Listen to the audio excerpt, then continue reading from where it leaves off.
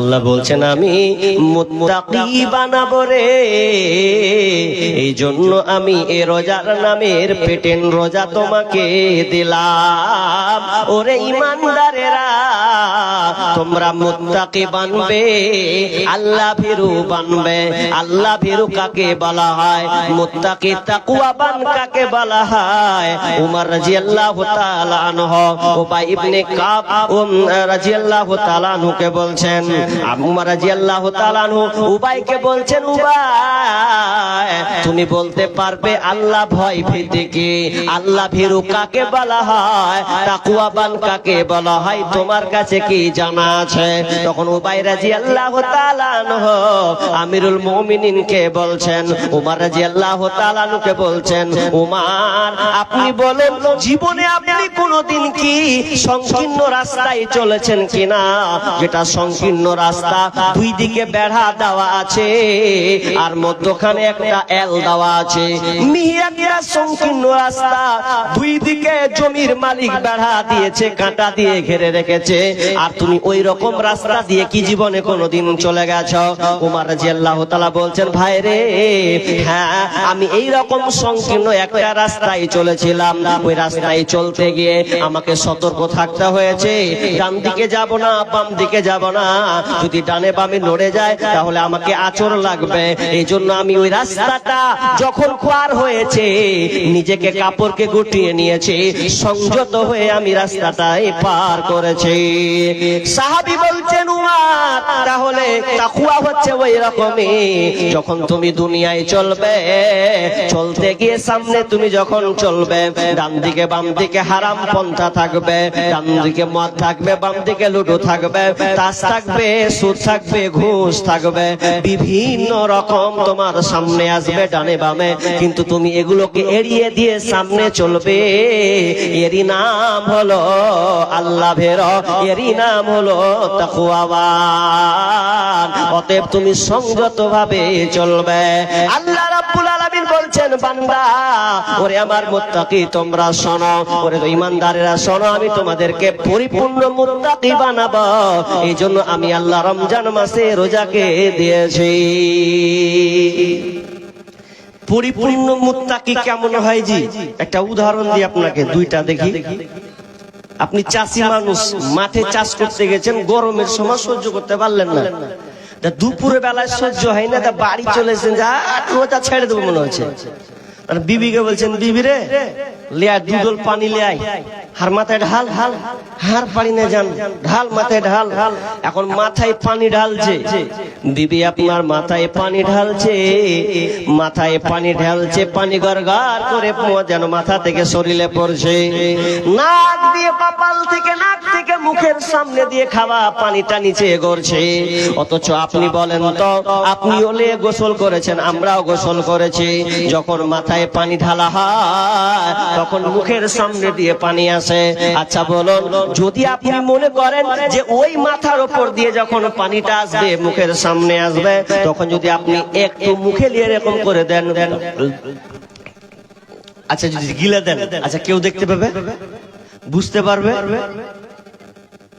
একে খালা মাইক তো কি দিয়ে দেবো? বাপরে বাপ, খুব বিশাল ব্যাপার। জালসাতে যদি এগুলো করবে তো বাড়িতে যা কি করবি তোর আল্লাহ জানে। হ্যাঁ, মন দিয়ে তো শুন আলোচনা, এত জোরে চিল্লেছে, কথাটা পর্যন্ত পর্দা। তো এরা দেখেন, আমারও বক্তব্য চলছে, ওরও বক্তব্য চলছে, তুমি পুরুষ হলে চালা, হারা বেড়ি ছেলাটি চালাচ্ছে। হাজি আজিব লীলা, এ বুঝাবে কে? মা বোনদের বলছি, আপনারা চুপ থাকুন, আপনাদের কথা আসছে, একটু পরে আসবে, আপনারা গুরুত্ব সহকারে শুনুন, কথা বললেন আল্লাহর রাস্তে। যদি না ভালো লাগে বাড়ি চলে যান, কিন্তু অপরজন কষ্ট দিয়েন না, যজন থাকবে একজনকে হেদায়েত পাবে। জি কি বলছিলাম, যে আপনি মাথার উপরে পানি ঢালছেন, তো পানি ঢালতে মুখ দিয়ে পড়ছে, যদি আপনি যদি মনে করেন যে খানিকটা পানি মুখ দিয়ে পড়লো, আচ্ছা কে দেখতে পাবে? কেউ দেখতে পাবে কি? বুঝতে তো পারবে না। আপনি খেয়ে নিলে কে দেখবে যে কে দেখলে? আচ্ছা ওটা গেল, আপনি ওটা গোসল করলেন, আবার গোসল করে আপনি ঘর ঢুকে গেলেন, ঘর ঢুকে আপনি দরজা লাগিয়ে দিলেন, আপনার ঘরের ভিতরে ফ্রিজ আছে, খাবার আছে, বিভিন্ন আইটেম খাবার আছে, পায়েস আছে, আপনার কিনা মাংস আছে, জুস আছে, ভালো ভালো মিষ্টান্ন ভান্ডার খাবার আছে।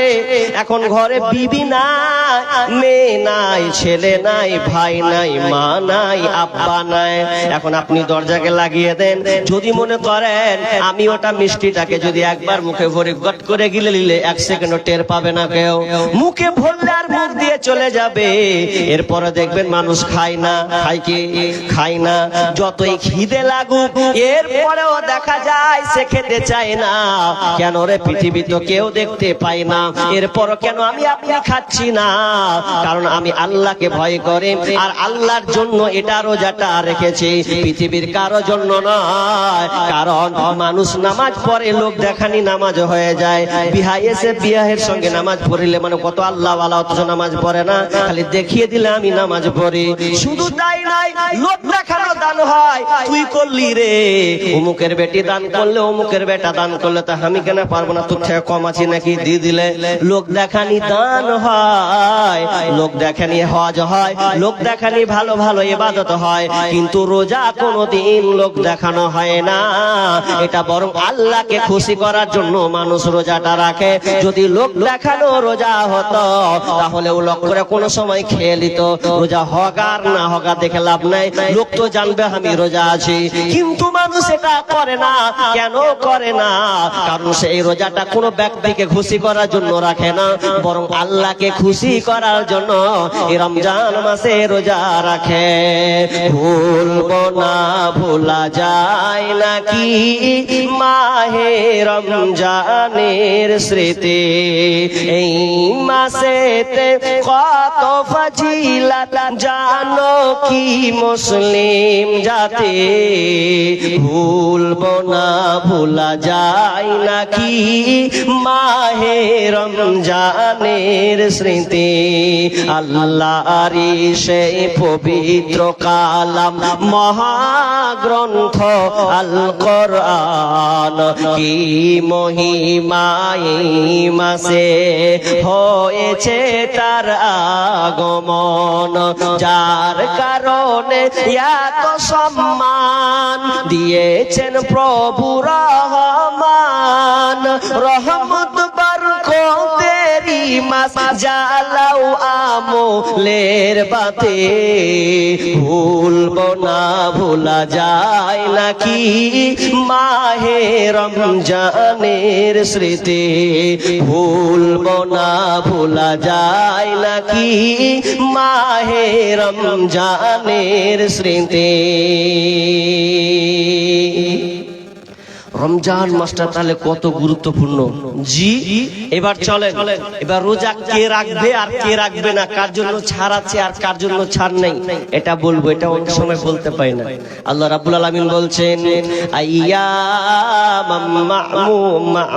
আইয়ামাম মা'দুদাত, নির্দিষ্ট কয়েকটা দিন অর্থাৎ 1 মাসের রোজা তোমাদের জন্য দিয়েছে, নির্দিষ্ট কয়েকটা দিন। ফামান কানা মিনকুম মারিদান আও আলা সাফারিন, এই তোমরা শোনো, অতএব তোমরা শোনো, তোমাদের মধ্যে যারা অসুস্থ হবে কিংবা সফরে থাকবে, তুমি অসুস্থ হয়ে গেছো রমজান মাসে, এইজন্য তুমি রোজা রাখতে পারছো না, ভালো করে কান লাগান আয়াতটার দিকে। আল্লাহ সুবহানাহু ওয়া তাআলা বলছেন ফামান কানা মিনকুম মারিদান আও আলা সাফারিন, তোমাদের মধ্যে যারা অসুস্থ হবে কিংবা সফরের হালাতে থাকবে, আপনি এখান থেকে গেলে বোতল বাড়ি থেকে নিয়ে আপনি যাবেন কোথা? বহরমপুর। কোথা যাবেন? মালদা যাবেন সফর আপনার। আপনি সফরে যদি আপনি রোজা না রাখেন আপনার কোনো সমস্যা নাই, আপনাকে আল্লাহ ছাড় করে দিয়েছেন। তবে শুনেলেন, এটা ছাড় মানে এমনটা নয় যে আপনি পরে করবেন না, ফাইদাতুম মিন আইয়ামিন উখার, বরং তুমি অন্য সময় যখন তুমি সুযোগ পাবে এটাকে পূরণ করে দেবে।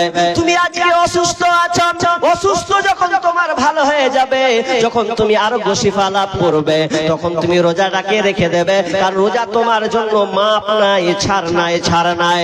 তুমি পরে আদায় করবে। সফরে আছো পরে আদায় করো, অসুস্থ আছো সফরে আদায় করো। আল্লাহ সুবহানাহু ওয়া তাআলা বলছেন, ওয়ালাল্লাযীনা ইউতিকুনাহু ফিদিয়াতুন তুআমু মিসকিন।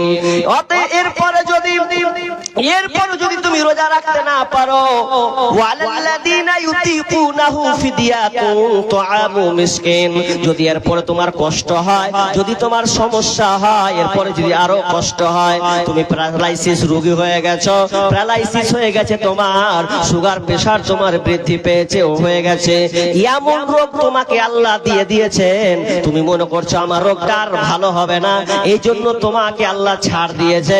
তবে একটা কাজ তোমাকে করতে হবে, সেটা কি?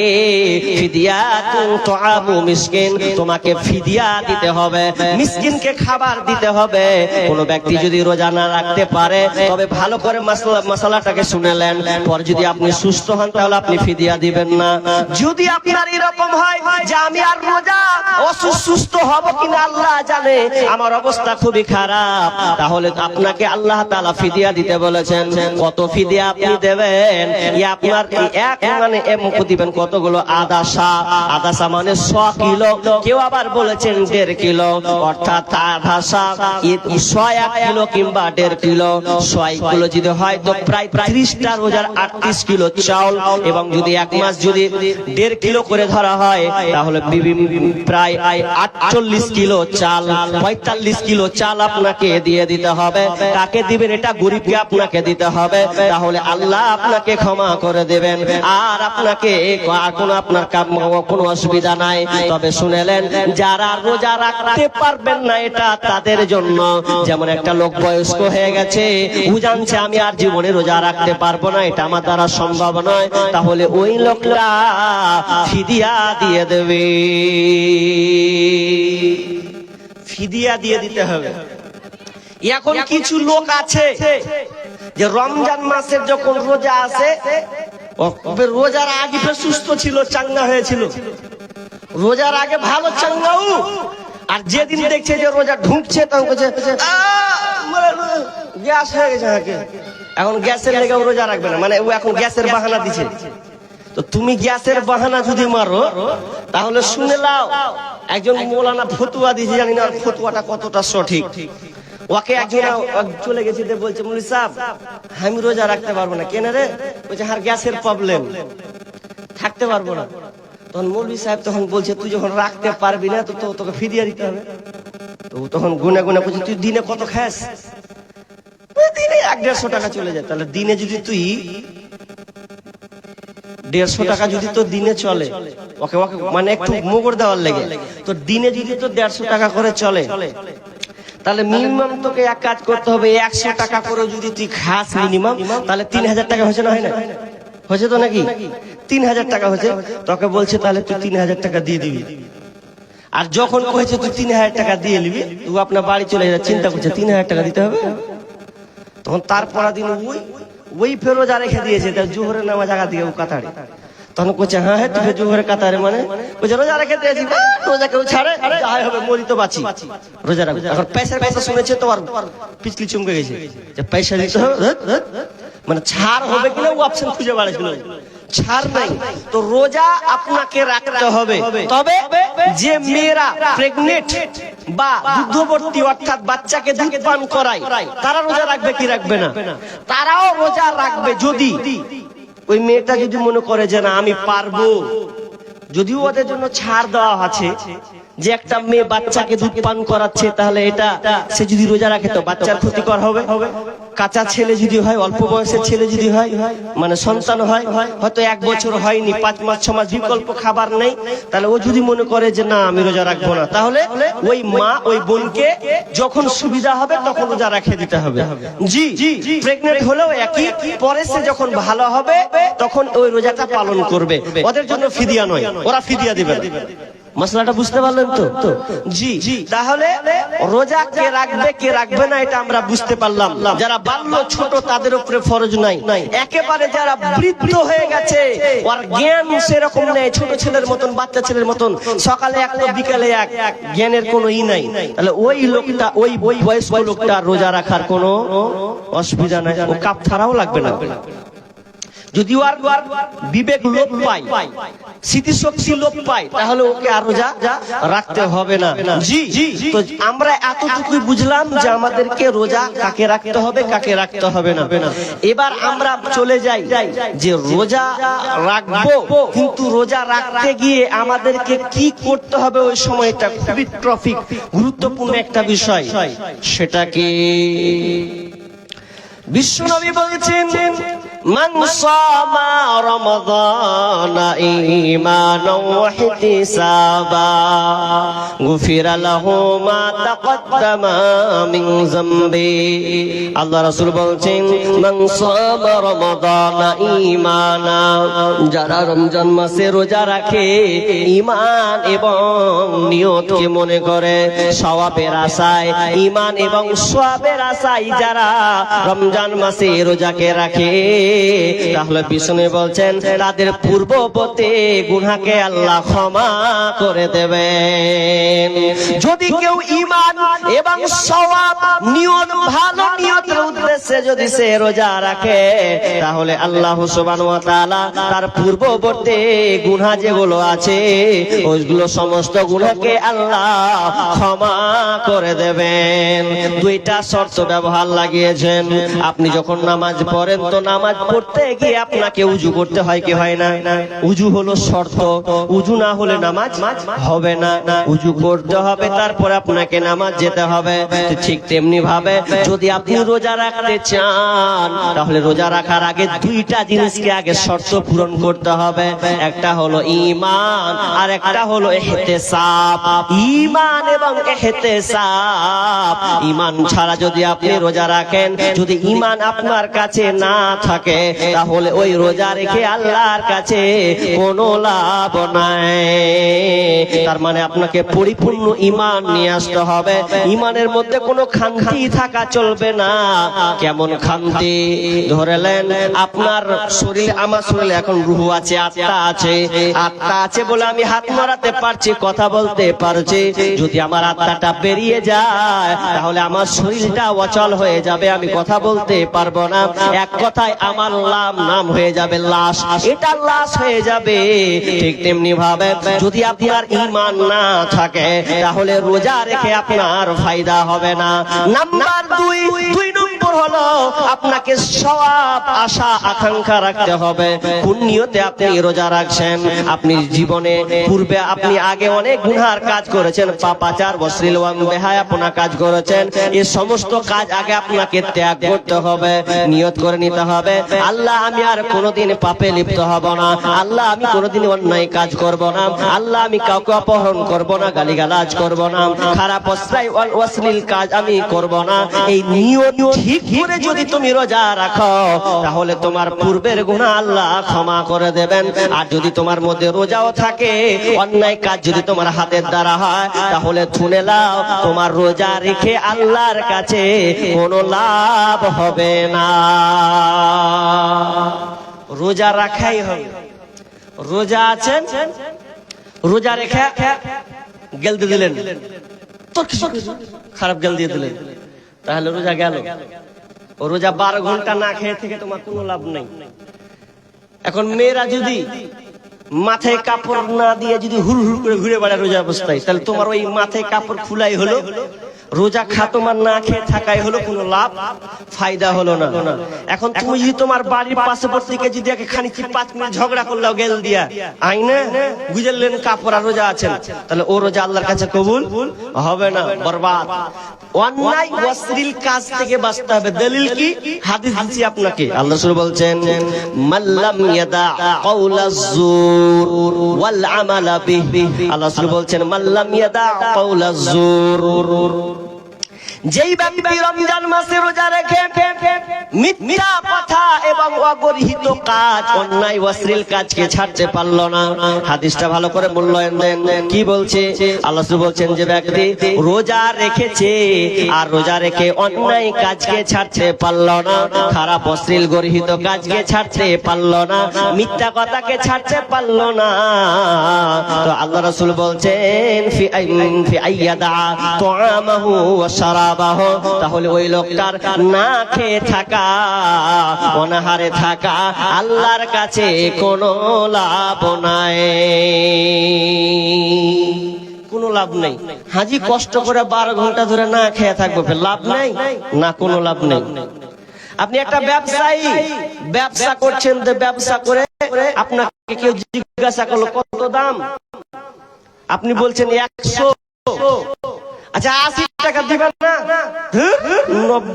95 টাকা আমার কিনে আছে, তোমাকে আমি 80 টাকায় দিয়ে দেবো, অথচ মাল কমে নিয়েছে, মিথ্যা কথা বলে দিলে, তাহলে ও রোজা বাতিল, আল্লাহর কাছে গ্রহণযোগ্য নয়। রোজা অবস্থায় মিথ্যা কথা বলে যদি দেন, তাহলে আপনার রোজা আল্লাহর কাছে কবুল হবে না। আর কি? আপনি কাউকে অন্যায় ভাবে প্রতিহত করছেন, তাহলে অন্যায় যদি আপনার নিজে থাকে রোজার মাধ্যমে, তাহলে ওই রোজা আল্লাহর কাছে কবুল হবে না। অন্যায় কাজ, খারাপ কাজ যদি আপনার থাকে, আজকে আমরা খারাপ কাজ করি, অন্যায় কাজ করি, মোবাইলের মাধ্যমে আমরা অন্যায় খারাপ কাজ করি, করে কি করি না? মোবাইল দিয়ে ফেসবুক দেখি, রোজাও আছি, ফেসবুক চালাচ্ছি, ইউটিউব চালাচ্ছি, বিভিন্ন নাট্যকার দেখছি, সিনেমা দেখছি, বিভিন্ন হলিউডের যেন আমরা ছবি সিনেমা দেখছি, কে কি করলো না করলো এগুলো আমরা ফেসবুকের মাধ্যমে দেখতে থাকলাম, অথচ বেপরদার খারাপ জিনিস আছে আমার চোখে পড়েছে, আমি এড়ালাম না, তাহলে শুনেলেন ওই রোজা রেখে আমাদের কোনো ফায়দা হলো না, কারণ এটা খারাপ কাজ, এটা অন্যায় কাজ, এটা হচ্ছে অগরিহিত কাজ। তাহলে আপনি মোবাইল ঘেটে যদি ফেসবুক চালিয়ে আপনি সময়টাকে পার করে দেন, তাহলে আপনার রোজা রেখে কোনো লাভ হবে না। আজকে মোবাইলের মাধ্যমে আমরা অনেক অন্যায় অশ্লীল কাজ করছি, মোবাইলের মাধ্যমে মিথ্যা কথা বলে, মোবাইলের মাধ্যমে অনেকে গালিগালাজ করে, এমনকি যখন একলাই নির্জনে থেকে যায়, কেমন করে টাইম পাস করব, ওই জন্য মোবাইলটা চালাতে গিয়ে ইউটিউবে চালিয়ে দিলাম, কোন কিছু ভালো কিছু আমরা দেখলাম না। আজকে বর্তমানে মানুষ ভালোর চাইতে খারাপটাকে প্রাধান্য দিয়েছে বেশি। মেয়েরা তো সবচেয়ে পারদর্শী হলো, কোন আপনার সিনেমা কিংবা সিরিয়াল কোনো কিছু হলো কিনা, এটা মেয়েরা সবচাইতে পারদর্শী, এমন তারা দেখতে বাহাদুর হয়ে গেছে, ছোট ছোট শর্ট ভিডিও গুলোকে তারা দেখছে এবং থামবে আপনার কিনা টুইটার বানাচ্ছে, অনেক কিছু তারা জিনিসকে, শর্টকাট জিনিসকে দেখছে। এভাবে যদি সময়টাকে পার করে দেন, তাহলে এই রোজাটা আল্লাহর কাছে কখনো মতে কবুল হবে না, ওই রোজা আল্লাহর কাছে কোনো লাভ নাই। তাহলে আমরা অত্র হাদিস থেকে এতটুকু শিখলাম যে আপনি রোজা আছেন, তো রোজা যখন আছেন তখন আপনাকে অন্যায় ছাড়তে হবে, অশ্লীল পরিপূর্ণ আপনাকে ছেড়ে দিতে হবে, আপনি যেগুলো খারাপ কাজের সঙ্গে যুক্ত ছিলেন সব ছাড়তে হবে, তাহলে আল্লাহ আপনার পূর্ববর্তী গুনাহ মাফ করবে। অত সস্তা লয়। তাহলে হাদিসটা ওটাই বলতো, মান সামা রমাদানা গুফিরা লাহু মা তাকাদ্দামা মিন যামবি, ঈমান আর ইহতিসাব দুটো ছেড়ে দিতেন। ঈমান আর ইহতিসাব দুটাকে আল্লাহ রাসূল যোগ করেছেন, এই দুটা তোমার আগে শর্ত লাগবেই, তাহলে আল্লাহ তোমার রোজাকে কবুল করবেন, নচেত করবে না। তাহলে দেখুন আজকে বর্তমানে রোজা যে আমরা রাখছি কষ্ট করে, কিন্তু অন্যের সঙ্গে জড়িত আছি না নাই? মোবাইলে যে কত কি টাইম পাস করছি আল্লাহ আকবার। অনেক জিয়ং ছেলেকে দেখছি রমজান মাস যখন আসে কি করবে ও খুঁজে পায় না, অথচ আমার একটা বিষয় আছে রমজানের পূর্ব প্রস্তুতি, রমজানকে আপনি কিভাবে স্বাগতম জানাবেন, এটা ইউটিউবে আমার মানে বক্তব্য আছে 1.5 ঘন্টা, যে আপনি কেমন করে রমজান মাসটাকে সাজাবেন, কেমন করে আপনি টাইমকে ক্রস করবেন, পার করবেন, যাতে শয়তান আপনাকে ধোঁকায় না ফেলে। জি, নিজেকে আগে পাপ মুক্ত হতে হবে, পাপ মুক্ত এবং পাপের কাছ থেকে দূরে থাকতে হবে। তো পাপের কাছ থেকে যদি আমি দূরে থাকি, তো মোবাইলটা তো বেশিরভাগ পাপাচারে নিয়েছে, তো মোবাইলটা আপনার পকেটে থাকছে কি থাকে না? মোবাইলে সবসময় আপনার পকেটে। আর আমরা যখন ফেসবুক প্রথমে শুরু করে দিলাম, তাহলে আমি একটা জিনিস দেখতে গিয়ে আর একটা দেখছি যে টাইম ক্রস করে দিচ্ছি, তাহলে তো আমি ভুল করছি। আর মোবাইলের কথা বলবো কি, তা আমি প্রায় জায়গাতে একটা মোবাইলের নাম দেওয়া আছে আমার সোশ্যাল মিডিয়াতে। মোবাইল যে আমরা ব্যবহার করছি, এই মোবাইলটার নাম হচ্ছে মোবাইল চৌধুরী, পাক্কা বেঈমান, মানুষকে খারাপের দিকে নিয়ে যাবে। দেখেন আজকে মোবাইলের কারণে সংসারগুলো ছারখার হচ্ছে, স্বামী স্ত্রীর সম্পর্ক নষ্ট হচ্ছে মোবাইলের কারণে। আগে মোবাইল ছিল না তো এত সম্পর্ক মানে এত খারাপ আচরণও ছিল না। স্বামী ঘরে আসতো, স্বামীর খিদমতে শুরু হয়ে যেত। আর এখন কি হয়েছে, বাড়ি ঢুকছে তাও দেখছি মোবাইল খুচুর খুচুর করে, এই যে পানি দে দিচ্ছি, জি বসো দেখেলি, আর ভালোবাসা নেই। ঘুমাতে যাচ্ছে তাও মোবাইল, স্বামীর কাছেও মোবাইল আছে, বিবির কাছেও মোবাইল আছে, আছে না নাই? দেখবেন আগেকার জামানাতে স্বামী স্ত্রী এক বিছানায় যদি ঘুমিয়েছে, গল্প করেছে কিনুক্ষণ, 5 রকম গল্প করে তারপরে ঘুমিয়েছে। আর এখন ওই গল্প করার সময় নাই, ওর হাতে মোবাইল, স্বামীর হাতে মোবাইল, ও আলাদা দেখছে, ও আলাদা দেখছে, চলছে টাইম ক্রস। এটা আমি ভুল বলছি কি? বাস্তবে তো এটাই হচ্ছে। আপনার বিবির হাতে মোবাইল, একই বিছানা একই খাট, এরপরে 2টা মোবাইল চলছে। আচ্ছা বলুন, স্বামী স্ত্রীর মহব্বত কোন দিকে থাকবে? পার্থক্য চলে যাচ্ছে। আর মোবাইলের কারণে স্বামীর প্রতি ভালোবাসা আসতে দিন দিন দিন কমছে, পরপুরুষের দিকে আকৃষ্ট বেশি হয়েছে। খালি ছেলেটাও বলছে যার বহুটা কেমন রে শালা, এরকম পেতুক ভালো হতো। মেয়েটাও বলছে যে হার স্বামীটাও যে কেমন পেনু, হার বাপুর দিকে দেখলে না দেখলে মনে মনে ওর একটা ওয়াসওয়াসা আসছে। জি, জামানা মোবাইলে খাইছে, জামানা ফেসবুকে খাইছে, অল্প বয়সের ছেলে মেয়ে প্রেমে জড়াইছে, জামানা মোবাইলে খাইছে, জামানা ফেসবুকে খাইছে। সকাল বেলা বাবা বলে যা সরে কোথায়, বাবার কথা শোনার মতো সময় যে আর না। রাস্তার পাশে বসে বসে ছেলেরা, রাস্তার পাশে বসে বসে ফ্রি ফায়ার খেলছে, জামানা মোবাইলে খাইছে, জামানা ফেসবুকে খাইছে, জামানা মোবাইলে খাইছে, জামানা মেসেঞ্জারে খাইছে। বিবাহিতা মেয়ে যখন ফেসবুকে ঢোকে, হ্যান্ডসাম ছেলে দেখে সে তো প্রেমে পরে। স্বামী সন্তান সব ছাড়িয়া, ও মেয়েরা স্বামী সন্তান সব ছাড়িয়া নতুন প্রেমিককে চাইছে, জামানা মোবাইলে